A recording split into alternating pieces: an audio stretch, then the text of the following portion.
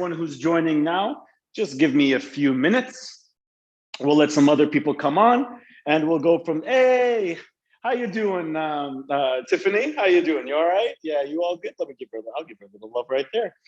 Oh, I don't know how you, okay, then apparently I can't do that. Okay, then, okay.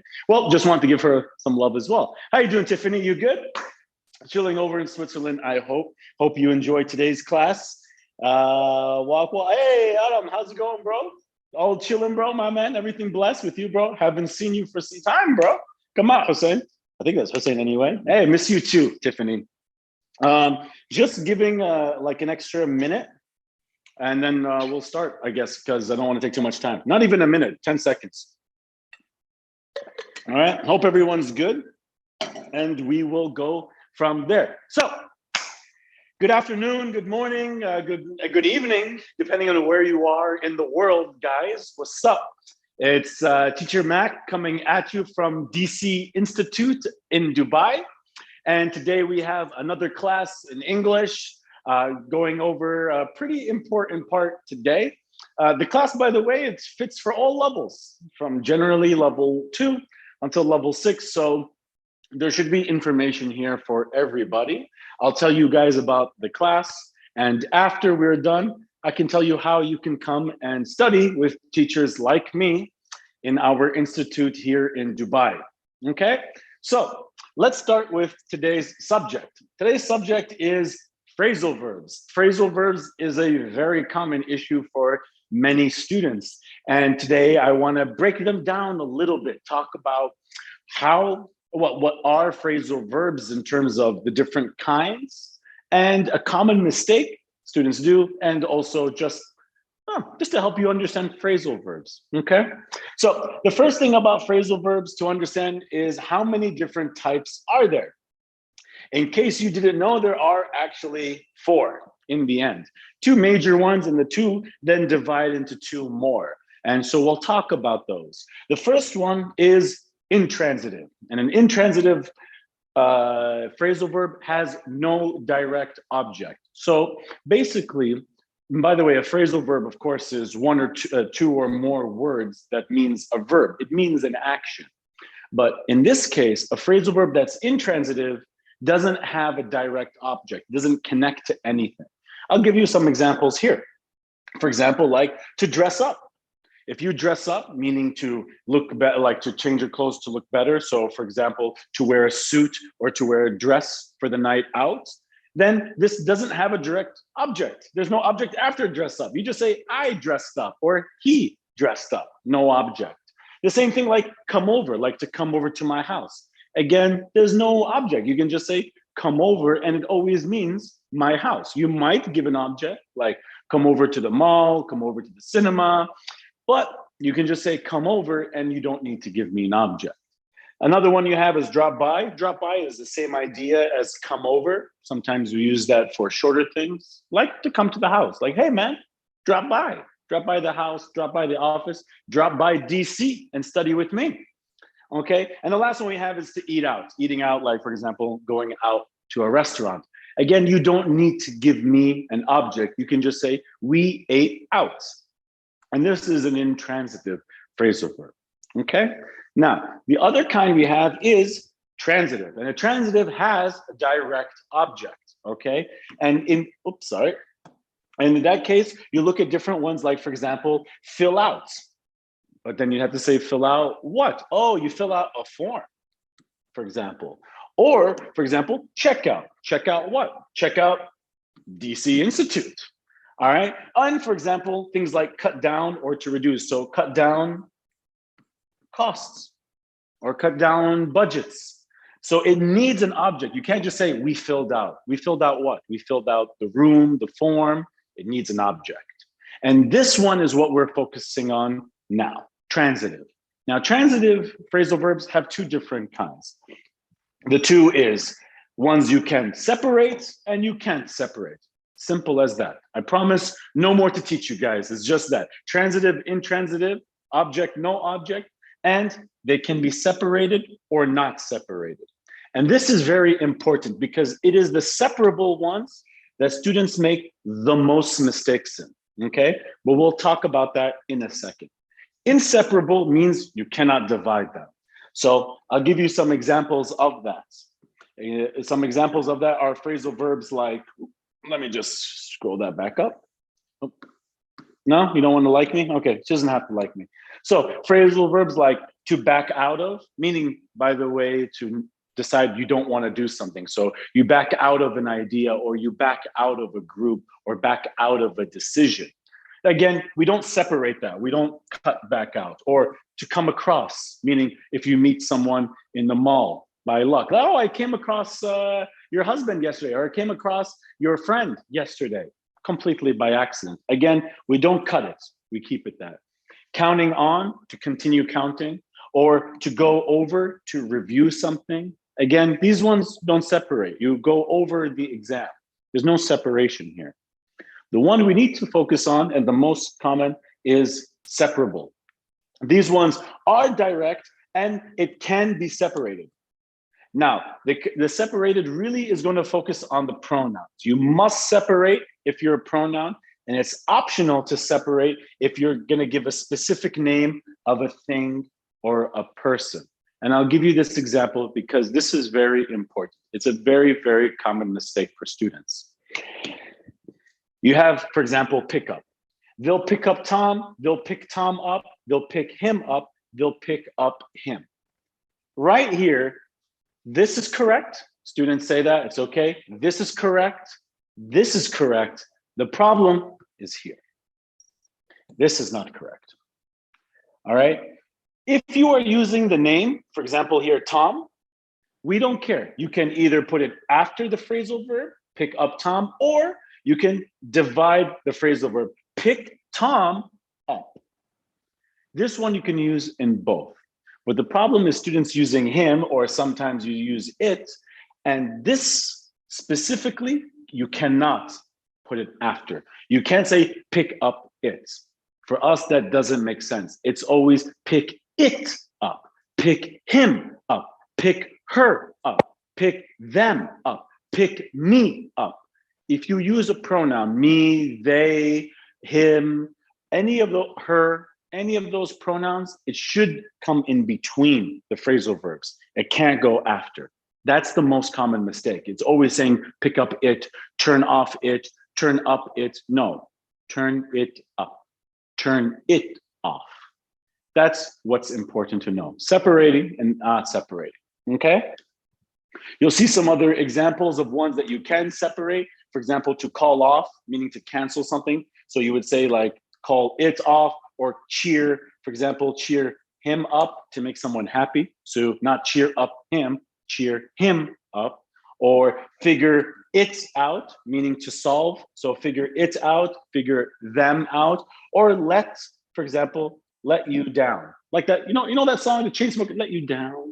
No, the Chainsmokers, yeah. I'm not gonna sing because my voice is terrible, but I'm gonna, I think maybe these people know the song. So let you down, because it goes right in between. You cannot say let down you. That doesn't work for us. Sorry. Okay. That's pretty much it, guys. So let me know if you have any, let me know if you have any questions, or if you just want to say hello, give me a what's up and where you're from if you want. And I'm just going to take a quick water break for 30 seconds, and then we'll continue with the next part, guys. Okay. You all, Arkan, hey, what's up, Arkan? You doing all right? You want to give it, hey, Gary, what's up, Gary? And thank you for the love, Tiffany. I always love getting that out of you. And cuckoo, what's cuckoo mean? I think he's calling me cuckoo. Hey, Jones, what's going on with that? I want to say what's up to everybody. You doing good, Joan? Yeah, I hope you study with me again, Tiffany. What's up, Savage? How you doing, man? You doing chilling? Yeah? I hope everyone's doing good out there, man. Oh, there's like a sandstorm outside. I'm kind of scared of that, bro. I'm just kind of scared of that. I don't know if I want to go outside afterwards. Hope you guys are doing good. Thank you, Dak Savage. Appreciate. I hope you enjoyed the class, and please come through DC, and maybe I'll be able to teach you in person. But appreciate that, and I hope to see you soon, Tiffany. Also, did you meet Tiffany, Nicholas? Did you ever meet Tiffany? No, she was in my class before you. Then, okay, that's why. I just was double checking. So, let's move on to the next step. Guys, prepositions. I know everybody hates prepositions. It's the worst. They're difficult. Today, I'm not really going to focus on prepositions, but I want to talk about prepositions because it's important to understand prepositions with phrasal verbs. Because students are always telling me, oh, phrasal verbs are difficult. I'm trying to learn them and I can't learn them. Yeah, because you're trying to memorize like 10,000 verbs. It's impossible, man. I wouldn't memorize 10,000 verbs. That's not how it works for us.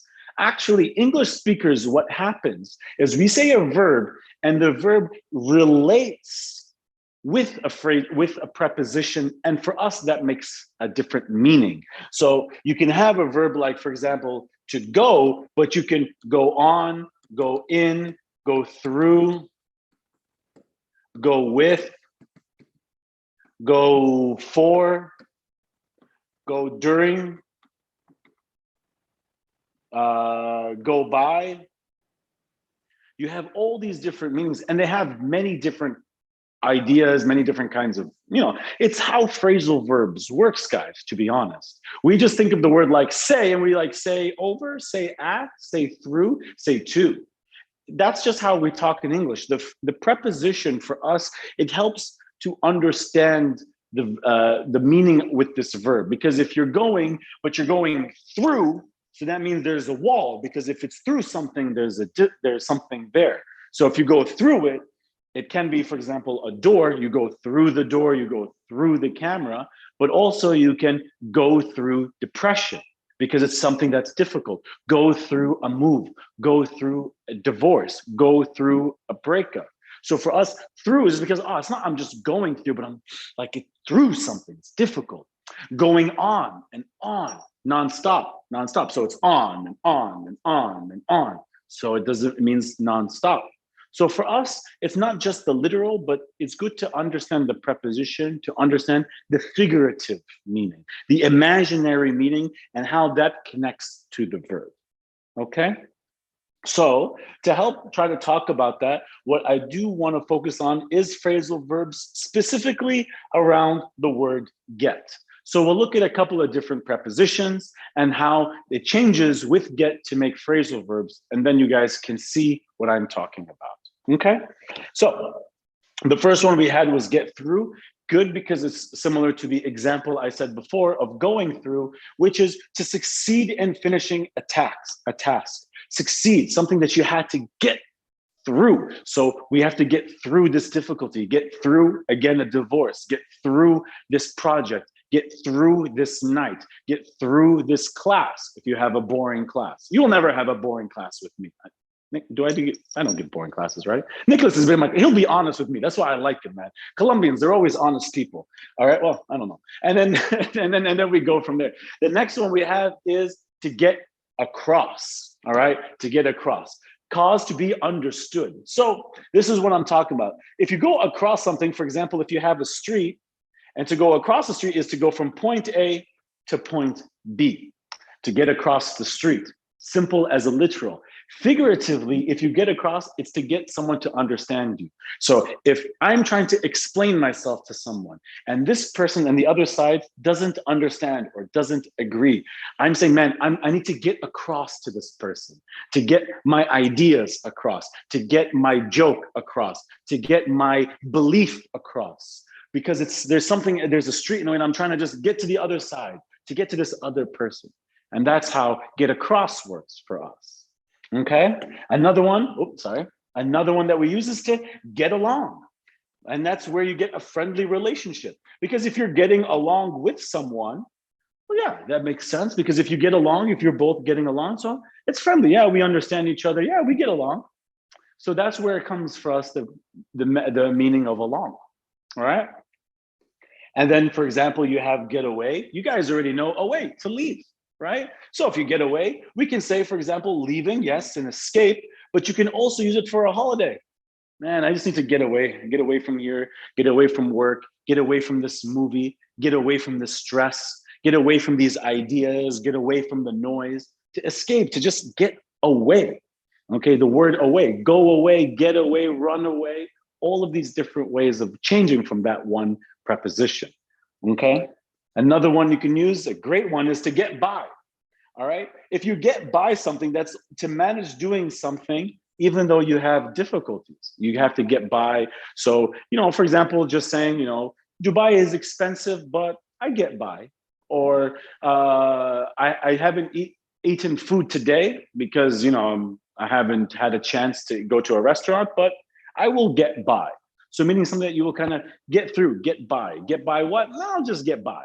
Okay. Because usually for us, by is like, by doing something. If you just say, I'll just get by, for us, it's like, I'll figure it out. I'll do something. I don't know. I'll get by this, by eating, by sitting, by relaxing.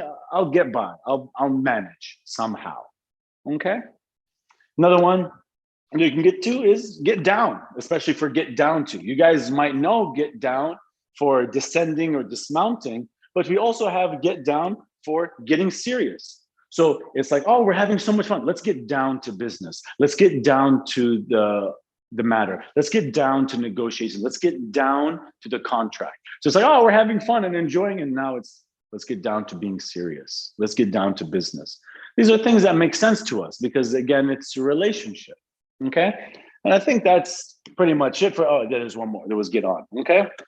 And that's what we had, was to get on, which is basically just to mean to start, or in some cases to continue. So let's get on, or we're getting on, as a continuous process. Again, so we're getting on is just to continue, because for us, on, to go on, to get on, to run on, to stay on, all that means to continue, because you're just staying on. So you're not leaving. Okay, so you're getting on, get on this, get on this, get on this. So you're continuing. Okay, and all of these different ones. Guys, it's important to understand with phrasal verbs, it's really about that connection to the prepositions. Do not try and study 10,000 verbs. It's just not going to work. What you need to do is just understand, taking a word like run and then connecting different prepositions. Run away, run with, run by, run through, run on. And those ones should make sense, because you think, okay, if I'm running on, what is that? Okay, to run on. And okay, so maybe running on the ground. Okay, or to run on and on, meaning like maybe he's talking too much. Or to run on, for example, we use it as power, to run on battery, to run on electricity, to run on Red Bull, like me right now. I had to have the Red Bull before. So you have all these different, even different phrasal verbs, but it's really just the preposition on connecting to run, or through connecting to run, or away connecting to run. Okay? That's going to be it for the class, guys. I hope you enjoyed that. Let me tell you for a few minutes, what you can do to come study with me. I am currently at a school called DC English Institute. Okay, you can see us here on Instagram. And if you're following us on Facebook, if you're watching on Facebook or YouTube, you have the banner showing you our Instagram, and our website, if not, is dcinstitute.com. And our Instagram, you see it there, but it has the underscore too. Now, if you go to this website, or you come to our Instagram, we have agents who can speak many different languages: Spanish, Arabic, Portuguese, Russian, and we're going to get a French person soon.